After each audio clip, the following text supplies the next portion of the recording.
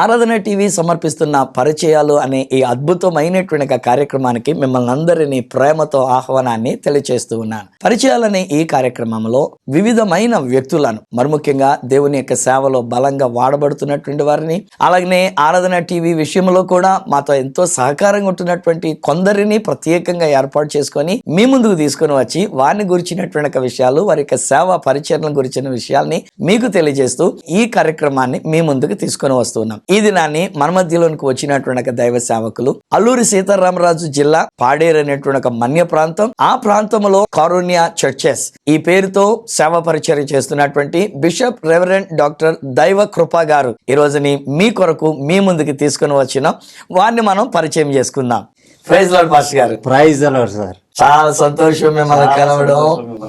మీరు అంత దూరం నుంచి పాడేరు నుంచి వచ్చి ఈ రోజుని మా యొక్క ఆరాధన స్టూడియోకి వచ్చి మీ విలువైన సమయాన్ని పరిచయాలనే కార్యక్రమం కొరకు ఇచ్చినందుకు ఆరాధన టీవీ ఛానల్ తరపున, ప్రేక్షకుల తరపున మీకు వందనాలు తెలియజేస్తున్నాం. థ్యాంక్ యూ సో మచ్ అండి అయ్య గారు. మీది నాన్నగారు వాళ్ళది పాడేరేనా లేకపోతే ఇంకెక్కడి నుంచి వచ్చారు? సో మీ బాల్యాన్ని గురించి కొన్ని విషయాలు చెప్తారు. కానీ నాది పాడేరే నేటు, కానీ మా నాన్నగారు మా అమ్మగారు మనకు స్వాతంత్రం వచ్చినటువంటి కొద్ది సంవత్సరాల్లోనే వారు పాడేరు అనేటటువంటి మన్య ప్రాంతానికి మాడుగులు అనే గ్రామం దాకా బస్సు వెళ్ళేదటండి. అక్కడి నుంచి పాడేరు నడుచుకొని వెళ్లి ఆ గిరిజన ప్రాంతంలో వారు గవర్నమెంట్ ఉద్యోగాల రీత్యా ఆ ప్రాంతంలో స్థిరపడ్డారు. మా నాన్నగారు చిక్కాల సుబ్బారావు గారు, బాప్టిజం నేమ్ ఆశీర్వాదం గారు, మా అమ్మగారు జాలెం గ్రేసమ్మ గారు. వారిద్దరు కూడా గవర్నమెంట్ టీచర్లుగా ఆ ప్రాంతంలో పనిచేస్తూ పాడేరు ఆ పరిసర ప్రాంతాల్లో సేవ లేనటువంటి దినాలలో మా మేనమామ గారు అయినటువంటి పుచ్చకాయల జోసెఫ్ గారిని మా నాన్నగారు ఆ ప్రాంతానికి పరిచయం చేయడం, వారిద్దరూ కలిసి మొట్టమొదటి చర్చి అక్కడ ఏర్పాటు చేయడం, తద్వారా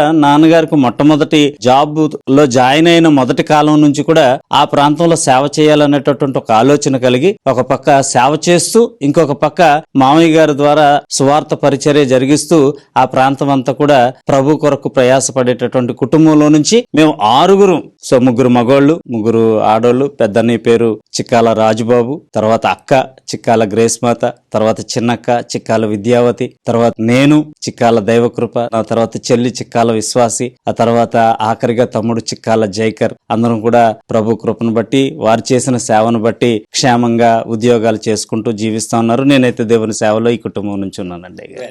పాస్టర్ దైవకృప గారు, మీ విద్యాభ్యాసం కూడా పాడేరులోనే జరిగిందండి? హై స్కూల్, జూనియర్ కాలేజ్ వరకు నేను పాడేరులో చదువుకున్నాను అయ్య గారు. ఎందుకంటే ఆ రోజుల్లో మా తల్లిదండ్రులు ఎలా ఉండేవారంటే వాళ్ళు ఎక్కడ ఉద్యోగాలు చేస్తున్నారో అక్కడికే కుటుంబాన్ని మార్చేసేవారు. ఈ రోజుల్లో అయితే కుటుంబం పట్టణంలో పెడుతున్నారు, వాళ్ళు ఎక్కడో ఉద్యోగం చేస్తూ అటు ఇటు ప్రయాణాలు చేస్తున్నారు. కానీ ఆ రోజుల్లో అలా ఉండేది కాదు, ప్రయాణ ఫెసిలిటీస్ కూడా ఉండేవి కావు. సో అందువల్ల అక్కడికే తీసుకుని వెళ్ళిపోయారు కాబట్టి సో మీ విద్యాభ్యాసం అక్కడే జరిగిందండి. కాలేజీకి మళ్ళీ నేను డిఎన్ఆర్కి వచ్చి భీమవరంలో చదువుకోవడం జరిగింది.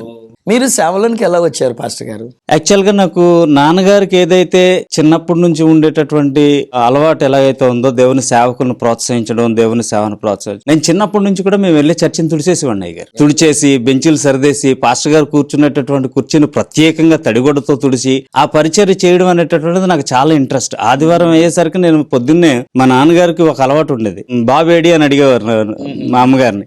బయటికి వెళ్ళాడండి అంటే నా ఫ్రెండ్స్ ఎవరైనా కనిపిస్తే పాస్టర్ గారు ఇంట్లో మా అబ్బాయి ఉంటాడు పిలవండి అని అనేవాడు. అంత అలవాటు నాకు దేవుని సేవకులు ఇళ్లలో ఉండడం గానీ, చర్చిని శుభ్రం చేయడం గానీ అంత చిన్నప్పటి నుంచి అలవాటు. ఇలాంటి సందర్భంలో 1992 డిసెంబర్ 19 నాకు వివాహం అయింది. ఆ టైంలో నేను పాడేరు నుంచి బొంబాయి వెళ్తున్నాను. దేవుడు 3 సార్లు నన్ను నా కుమారుడా దైవ అని పేరు పెట్టి పిలిచాడు. 3 సార్లు పిలిచాడు. ఫస్ట్ టైం నేను ఎవరో మాట్లాడుకుంటున్నారేమో రాత్రి 2 గంటల ప్రాంతంలో ఆయన పిలిచాడు. పిలిచి మలాకి 6:6 చదవమని ఆయన ప్రోత్సహించాడు. అందులో అతడు వచ్చి తల్లిదండ్రుల మనసును కుమారుల వైపును, కుమారుల మనసు తల్లిదండ్రుల వైపును తిప్పును అనే మాట చదివి ఇది ఎందుకు చదవమంటున్నాడో ఆ రోజుల్లో అయితే నాకు అర్థం కాలేదండి. ఆ తర్వాత కాలంలో నేను చదువుకున్న తర్వాత నేను అప్పుడే సేవ చేయాలి, కానీ నాకు అర్థం కాని వల్ల దేవుడు సేవకు పిలుస్తున్నాడు అనే విషయం నాకు అర్థం కాకపోవడం వల్ల కొంతకాలం తర్వాత పాడేరు పట్టణంలో యవనస్తులందరూ కలిసి ఒక టీమ్ గా ఏర్పడి, సాధారణంగా యవనస్తులందరూ కలిసి ఒక టీమ్ గా ఏర్పడిన తర్వాత పార్టీ చేసుకుందాం లేకపోతే సినిమాకి వెళ్దాం అని అనుకోవాలి రూల్ గా యవన ప్రాయంలో. కానీ మేమేం చేసేవాళ్ళం అంటే కొండ మీదకి వెళ్ళి ప్రార్థన చేసుకుందామా, ఏకాంత ప్రార్థన చేసుకుందామా అని పొద్దున్న 9 గంటలకు కొండ మీదకి వెళ్ళిపోతే సాయంత్రం 6 గంటలకు ప్రార్థన చేసుకుని దిగొచ్చేవాళ్ళం. అలాంటి ఎక్స్పీరియన్సెస్ లో ఒక రోజు కొండ మీద అక్కడ ఉండిపోతే ప్రచండమైన వర్షం పడిపోయిందండి. మేము ప్రార్థన చేసుకుంటున్నాం, సాయంత్రం 6 అయిపోయింది. 6 గంటలకి కొండ మీద నుంచి కట్టెలు మోసుకుని వస్తున్న వాళ్ళని చూసాం.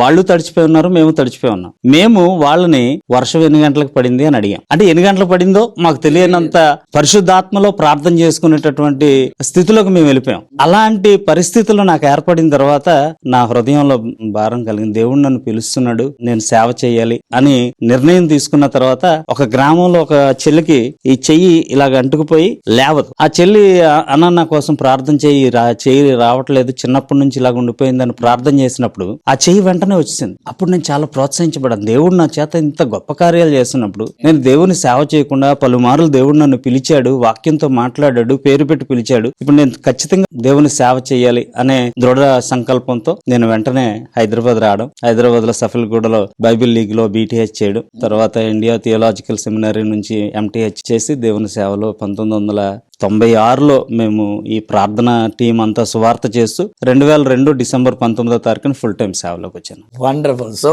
దేవుడు మిమ్మల్ని పిలిచినటువంటి ప్రకారంగా మీరు అటు వేదాంత విద్యను, ఆ తర్వాత ఆయన పేరు పెట్టి మిమ్మల్ని పిలిచిన పిలుపుని బట్టి మరలా అదే పాడేరికి ఒకవేళ ఇంకెక్కడికన్నా సిటీకి వెళ్ళాలని అనిపించలేదా మరి మీకు?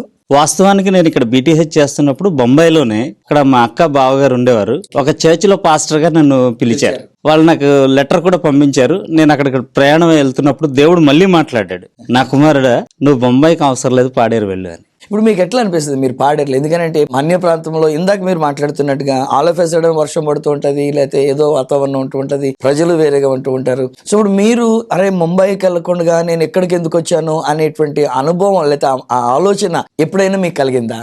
పాడేరు చాలా మంచి ప్రజలు, వారి మధ్యలో ఉండడం నేను ధన్యతగా భావిస్తాను. మీరు అడిగిన ప్రశ్న ప్రకారంగా సేవ అనేది పూలబాట కాదు, సేవ అనేది ముళ్ళబాటే. ఎన్నో పరిస్థితుల గుండా నేను కూడా నా సేవా జీవితంలో నడవడం అనేది జరిగింది. కానీ గిరిజన ప్రాంతంలో వేదాంత విద్య చేసి చక్కటి క్వాలిటీ కలిగిన వాక్యం చెప్తూ మంచి సేవ చేస్తూ ఒక మంచి సేవకుడు అక్కడ ఉండాలి, దేవుడు పిలిచాడు, వెళ్ళమన్నాడు. అనేక సార్లు మీరు అన్నట్టుగా అనిపించింది నేను పట్టణంలో ఉండి సేవ చేస్తే బాగుండేమో అన్ని విధాలా అని అనిపించినప్పటికీ దేవుడు వెళ్ళమన్నాడు కాబట్టి ఈ కట్టె అక్కడికే ఉండాలి అని అనిపించి అక్కడే ఉన్నాను.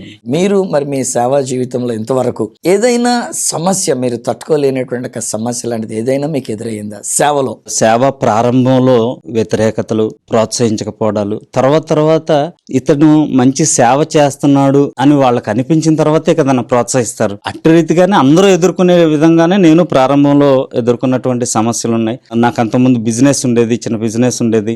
దాన్ని అంతటినీ అమ్మేసి నేను ఇక్కడికి BTH చదువుకోవడానికి ఇక్కడికి వచ్చేసాను. వెళ్ళిన తర్వాత ఆర్థిక సమస్యలు, అనేకమైనటువంటి సమస్యలు వచ్చాయి. నేను మొట్టమొదటి చిన్న గడ్డి పాక లాంటిది వేసుకున్నాను. చాలా మంది చుట్టుపక్కల వాళ్ళు ఏమనేవారంటే కోళ్ల ఫారం కడుతున్నారా అని అడిగారు. సో అంత చిన్న పాక వేసుకుని అక్కడ ఆ గడ్డి కూడా కొత్త గడ్డి కొనలేక పాత గడ్డి ఇంకొకరు ఎవరో ఇస్తే అది తీసుకుని వచ్చి చిన్న పాకేసి చర్చ్ ప్రారంభించానన్న. నడిచి ఆయా గ్రామాలన్నీ కూడా ఆ మండలం అంతా, తర్వాత మిగతా మండలాలు, ఒరిస్సా ఆ ప్రాంతం అంతా కూడా నడిచి తిరిగి దేవుని సేవలో కొనసాగం. ఆ తర్వాత మెల్లమెల్లగా అంచెలుగా ఎదగడం అనేది జరిగింది. ఇందాక మీరు మాట్లాడితే ఏమన్నారంటే మీకు ఒక బిజినెస్ ఉండేదని కూడా మీరు అన్నారు. సో ఇవన్నీ ఉన్నప్పుడు ఇప్పుడు ఇలాంటి ఒక చిన్న గడ్డితో పాక వేసుకునే స్థితి వచ్చినప్పుడు ఎప్పుడైనా మీ మనసులో ఎందుకు వచ్చింది సేవ, ఏదైనా బిజినెస్ చేసుకుని అలా సేవ చేస్తే మంచిది కదా అనే ఆలోచన ఏమైనా మీకు వచ్చిందా? కానీ నన్ను దేవుడు పిలిచినప్పటి నుంచి నేను సేవ చేయాలనుకున్నప్పటి నుంచి అన్న కష్టమైనా నష్టమైనా నా దగ్గరకు ఒకరు వచ్చినా రాకపోయినా నా భార్యను ముందు కూర్చోబెట్టి వాక్యం చెప్తే అయినా సేవకుడిగా చచ్చిపోవాలని ఒక కోరిక ఉంది. ఆ కోరికతో నేను ముందుకు వెళ్తున్నాను. దేవుడు అంచెలంచెలుగా పరిచర్యను అలాగే దీవిస్తాను. వెనక్కి వెళ్ళిపోదామని ఎప్పుడు అనిపించలేదు. బిజినెస్ మళ్ళీ చేసుకుందామా అనే ఆలోచన ఏం రాలేదు, ఎప్పుడు అనిపించలేదు. ఆమెతో నేను వాక్యం చెప్తాను అన్నారు కదా, మరి మీ కుటుంబ జీవితాన్ని గురించి ఒక మాట చెప్తారా? మీ భార్య ఏ ప్రాంతపు వాసి, ఆమె పేరు, మీకు పిల్లలు ఎంతమంది? నా భార్య పేరు పాముల గ్రేస్ వినోలి అన్న. వాళ్ళ జిల్లెల్ల అగస్టిన్ గారని మనకి కేశవదాస్ పాలెంలో చాలా పేరుండేటటువంటి వాళ్ళ కుటుంబం నుంచి వచ్చినటువంటి నేపథ్యం నా భార్యది. కేశవదాస్ పాలెం అంటే మన కోనసీమ కేశవదాస్ పాలెం, సకినేటిపల్లి ఆ ప్రాంతం అనమాట. నాకు మ్యారేజ్ అయిన తర్వాత కూడా నేను చర్చిలో సెక్రటరీగా ఉండడాన్ని చూసి ఆమె అడిగేది అనమాట, మీరు ఎప్పుడు సేవ చేస్తారు అని అడిగి. సేవ చెయ్యాలని తనకు కూడా చాలా ఎక్కువ కోరిక ఉండేది. జీవితం అనేటువంటిది చాలా ఇదిగా డిఫరెన్స్ గా ఉంటూ ఉంటది. ఎప్పుడైనా ఆమె మీకు సరిగ్గా సహకరించలేదు అని ఏమైనా అనిపించిందా మీకు? ఇది very personal actually, you can be very frank in this. Actual గా నేను నా భార్య ఎంత అన్యోన్యంగా ఉంటామంటే నాకెప్పుడు కూడా నేను ఈ మాట మాట్లాడితే తన హృదయం గాయపడుతుంది అని ఆలోచించుకుని మాట్లాడతాను. ఆమె ఎప్పుడు కూడా మాట్లాడితే కూడా పాస్టర్ గారు సంతోషంగా ఉండాలనే మాటే నోట్లోంచి వచ్చి రావడానికి ప్రయత్నం చేస్తాను. నా కొడుకు పేరు చికాల లిఫిన్ రస్సల్ అన్న. సో మా మేనల్లుడు కూడా మాతో ఎక్కువ ఉంటాడు. ఎప్పుడైనా నా వైఫ్ ఎక్కడికైనా పిల్లల్ని వెళ్ళండి అని అడిగితే వాళ్ళు వెళ్ళడం మర్చిపోతే ఒకవేళ ఈమె అడుగుతుంది, ఎంతసేపు ఇంట్లో ఏం చేస్తారా మీరు, వెళ్ళొచ్చు కదా, వెళ్ళి రావచ్చు కదా అక్కడికి అని ఈమె విసుక్కుంటే ఈ ఇంట్లో పరలోకం ఉంది అని అంటారు.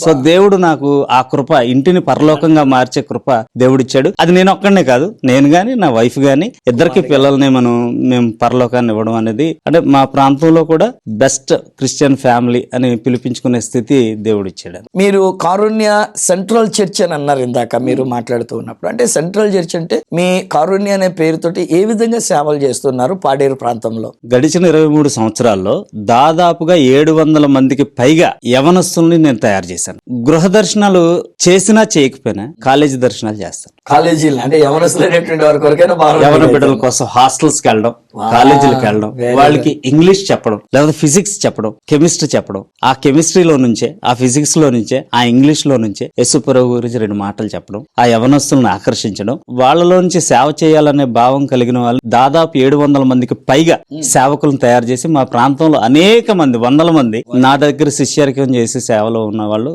ఉన్నారన్న. పాడేరు మనకి బస్సు కూడా రానంతటి ఇంటీరియర్ ప్లేస్ గా మీరు ఇందాక అన్నారు. నాన్నగారి కాలంలో. నాన్నగారి కాలంలో అది.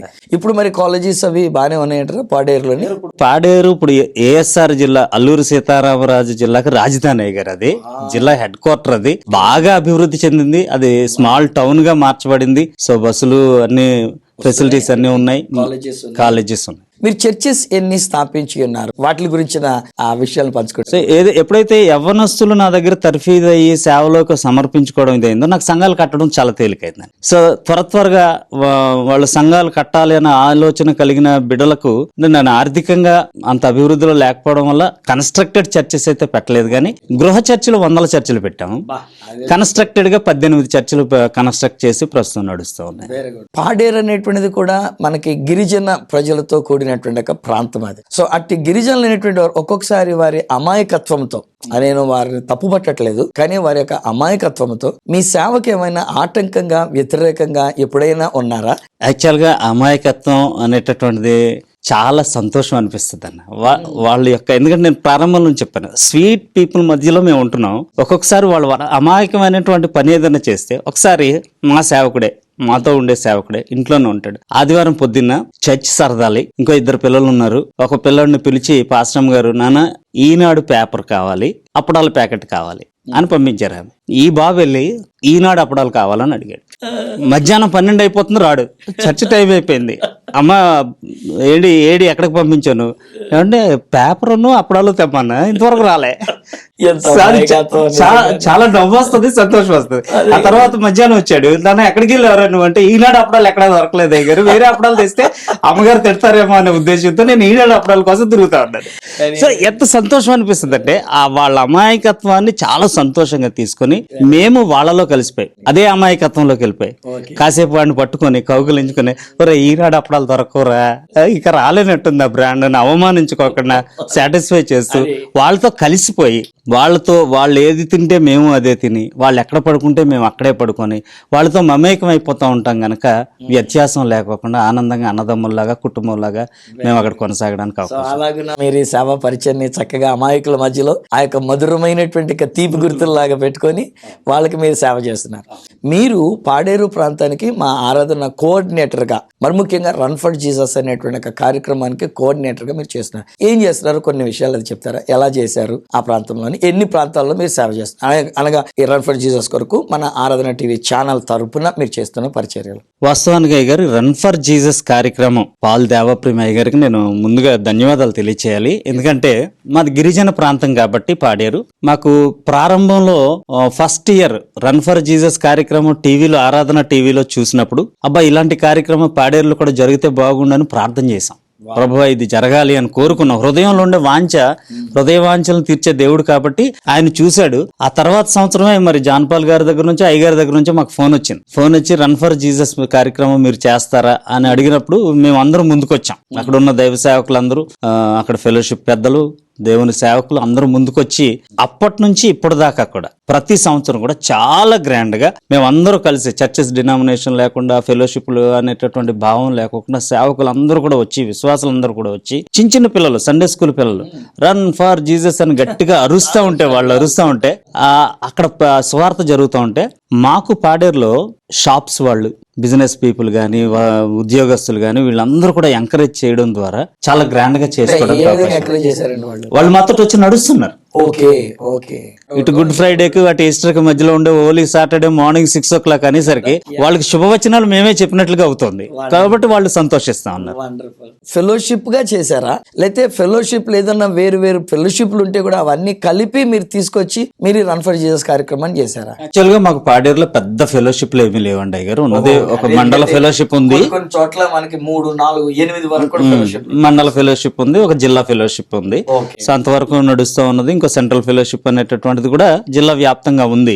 పాడేరులో ఉన్నది మండల ఫెలోషిప్ ఉంది కాబట్టి మండల ఫెలోషిప్ లో ఉండేటటువంటి వాళ్ళందరూ కూడా బ్యూటిఫుల్ నాయకులు. వాళ్ళందరూ కూడా గత సంవత్సరం అయితే యాక్చువల్ గా నా జేబులో రూపాయి ఖర్చు అవ్వకోకుండా ఫెలోషిప్ అందరూ సేవకులు అందరూ కో అండర్స్టాండింగ్ తోటి అక్కడ మళ్ళీ పాడేరులో యూసీవై అనేటటువంటి ఒక, నేను దానిలో నుంచి సేవలోకి వచ్చాను. ప్రారంభంలో చెప్పాను నేను, యునైటెడ్ క్రిస్టియన్ యూత్ అసోసియేషన్.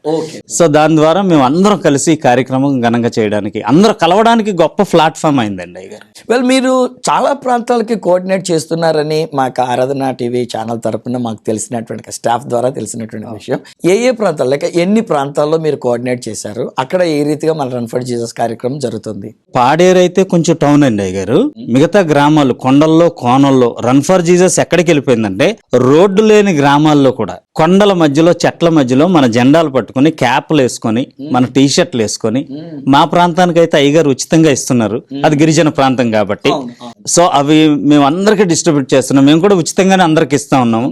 అవన్నీ పట్టుకొని ఆ చెట్లకు కట్టేస్తూ, బళ్ళుకు కట్టేస్తూ, ఆటోలకు కట్టేస్తూ, ప్రతి గ్రామంలో రన్ ఫర్ జీసస్ అంటూ సువార్త ప్రకటిస్తూ దేవుని సేవకులు ఆనందంగా చేస్తున్నారు. 12 గ్రామాల్లో గత సంవత్సరం చేశామండి. మన ప్రియులు, మన యొక్క ఆరాధన టీవీ ఛానల్ యొక్క చైర్మన్ అండ్ మేనేజింగ్ డైరెక్టర్ అయినటువంటి పాల్ దేవప్రియం పుల్లా గారికి, సో ఈ రన్ ఫర్ జీసస్ అనేటువంటిది కూడా ఆయన తలపెట్టినప్పుడు కోర్స్ ఒకళ్ళిద్దరు దాని గురించి ఏదైనా వేరేగా మాట్లాడుకునే వాళ్ళు ఉండొచ్చు, అది సహజం. కానీ this has become so successful. ఎందుకు సక్సెస్ఫుల్ అని అంటున్నానంటే, ఇలాంటి పాడేరు వంటి ప్రాంతాల్లో, అరకు వంటి ప్రాంతాలలో, అక్కడ ఉన్నటువంటి గిరిజన ఉన్నటువంటి చిన్న చిన్న గ్రామాలలో సైతము రన్ ఫర్ జీసస్ అని చెప్పేసి అని క్యాప్స్ పెట్టుకొని, టీ షర్ట్స్ పెట్టుకొని వాళ్ళు వెళుతున్నారు అని అంటే నిజంగా దేవునికే మహిమ అండి. ఈ రోజు మీరు నేను మనం కూడా, మన వ్యూవర్స్ అయినటువంటి మీరు కూడా, మనం అందరం కలిసి పాల్ దేవప్రియం పుల్లా గారి కొరకు, అనగా ఈ ఆరాధన ఛానల్ యొక్క మేనేజింగ్ చైర్మన్ గారు అండ్ మేనేజింగ్ డైరెక్టర్ గారు, అలానే ఎగ్జిక్యూటివ్ డైరెక్టర్ గారు అయినటువంటి వారి యొక్క సతీమణి ఉషాపాల్ గారు, అలాగే ఉన్న స్టాఫ్ అందరి కొరకు మనం ప్రార్థన చేయవలసిన వారమైనా.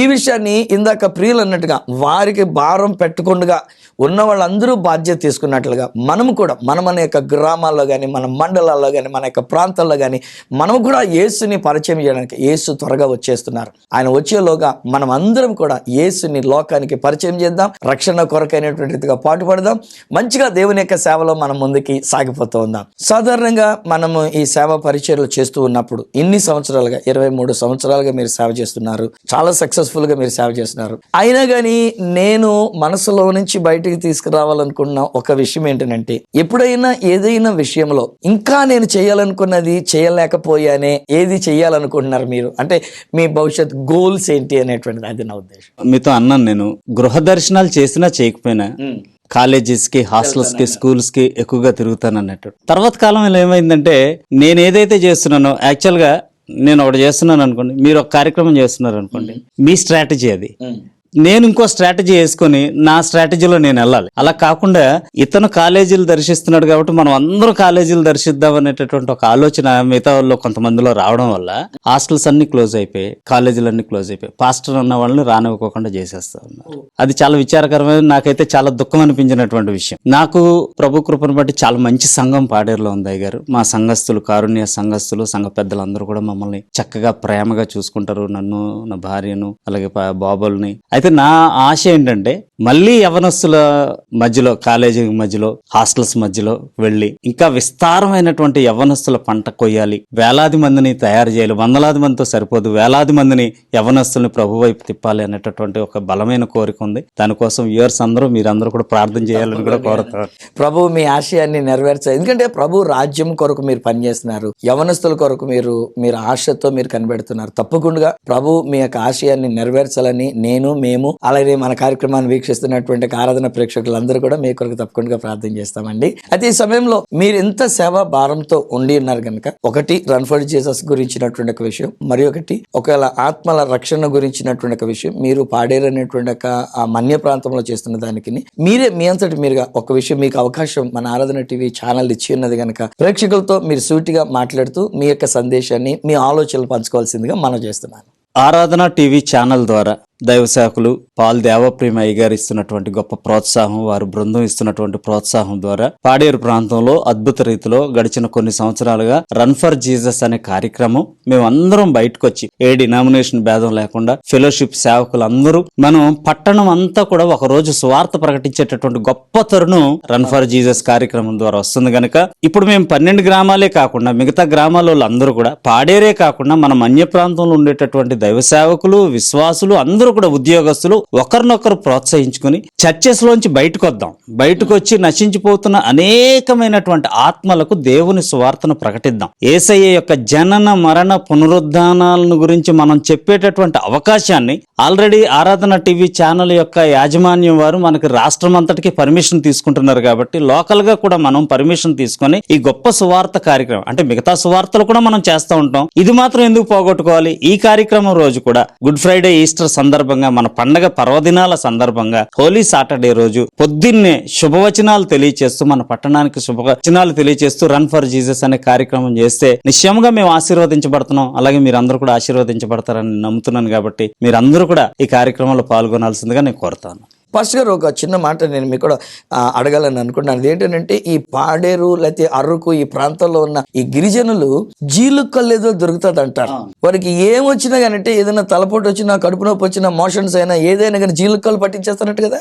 అక్కడ జీలుక్కళ్ళు ఫేమస్ అండి. తర్వాత బియ్యం కళ్ళు అని ఇంకో బియ్యం కళ్ళు కూడా వారు కాసుకుంటారు అనమాట. ఇవి తాగేసి ఏ చిన్న పండగ వచ్చినా సరే వాటిని కాసుకొని ఇంట్లోనే లభ్యం అవుతుంది కాబట్టి తాగేసి, పండగ అంటే ఏంటి అంటే తాగేసి ఉండిపోయేవారు. అది పూర్వకాలం చాలా ఎక్కువగా ఉండేదండి.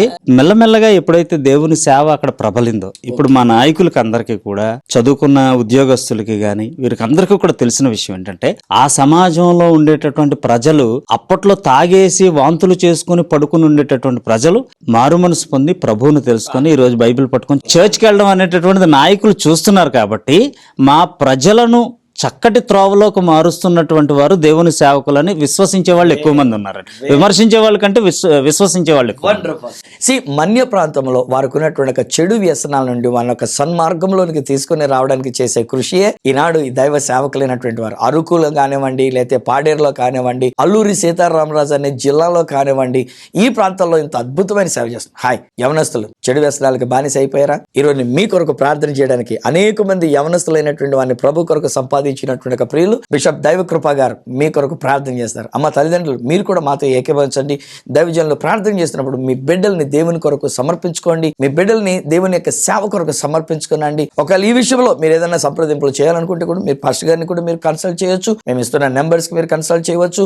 ఆరాధన టీవీ ఛానల్ తరపున ఎక్కడ కూడా ఉన్నటువంటి మాకు ప్రార్థన పరులు, ప్రార్థన యోధులైనటువంటి వారు మీ కొరకు, మీ బిడ్డల కొరకు ప్రార్థన చేస్తారు. పాస్టర్ గారు, ఈరోజు నేను ఒక మాట సెలవిచ్చిన ప్రకారంగా చాలా మంది యవన బిడ్డలు ఒకవేళ మీకు మీ ప్రాంతంలో ఉన్న వారి గురించి భారం ఉండింది, కానీ ఆరాధన టీవీ ఛానల్ ద్వారా కొన్ని లక్షల మంది ప్రజలు, యవనస్తులైనటువంటి వారు మీ మాటలు వింటూ ఉన్నారు. సో వారి కొరకు మీరే ఆ భారంతో ప్రార్థన చేసి ఆ యవనస్తులు ప్రభు రక్షించాలని, నిన్ను కుటుంబాల్లో సంతోషం, ఆనందం ఉండాలని ఈ కార్యక్రమాన్ని వీక్షిస్తున్న ప్రజల కొరకు, వారి కుటుంబాల కొరకు ప్రార్థన, ఆశీర్వాదాన్ని తెలియజేయాల్సిందిగా మనం చేస్తున్నాను. ప్రార్థన చేసుకుందాం. ప్రేమగల మా ప్రియ పరలోకపు తండ్రి, పరిశుద్ధుడా, నీకు స్తుతులు, వందనాలు, స్తోత్రాలు తెలియచేసుకుంటూ ఉన్నాం నాయనా. పగటి నెలడానికి సూర్యుడిని, రాత్రి నెలడానికి చంద్రుడిని ఎలా నియమించావో మా మమ్మల్ని ఏలడానికి నీతి సూర్యుడు అయినటువంటి నీవు కునుకక నిద్రపోక దివారాత్రులు మమ్మల్ని కాచి కాపాడుతున్న మా చాలిన దేవా నీకు స్తోత్రాలు. మాకు తల్లిగా తండ్రిగా దైపాలకుడుగా ఉండి పాలిస్తా ఉన్నాం. అందును బట్టి నీకు స్తోత్రాలు తెలియచేసుకుంటూ ఉన్నాం దేవా. ఈ రోజు మా ప్రియులు దేవా సువార్తరాజయ్య గారి ద్వారా జరిగినటువంటి ఇంటర్వ్యూ యాద్యాంతమునైనా